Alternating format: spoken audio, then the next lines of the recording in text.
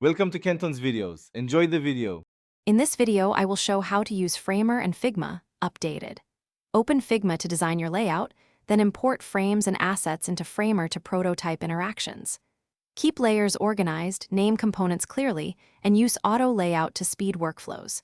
Test transitions in Framer, tweak easing and timing, then preview on device.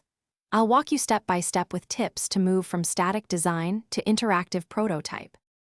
Figma is your starting point for clean visuals and scalable components. Begin with frames for each breakpoint, then use auto layout to maintain spacing as content changes. Build components and set variants for buttons, cards, and icons to speed iteration. Organize layers and name items clearly so handoff to Framer is seamless. I'll show practical tips to export assets and keep a tidy file that every collaborator can understand and reuse. Quick ad break, please subscribe and like if this video is helping you. Quick recommendation, go darn tough for socks. They feel premium and come with a lifetime warranty, so your feet stay happy.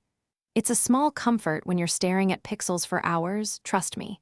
Check the description for the link and other deals, and if you snag a pair, tell me what you think. Now let's get back to the video.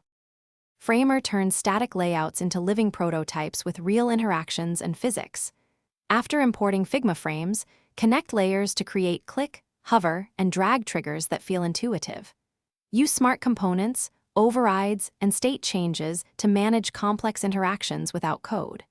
Fine-tune easing curves, durations, and staggered delays to craft polished motion. I'll guide you through common patterns and shortcuts so your prototype communicates intent clearly to stakeholders and developers.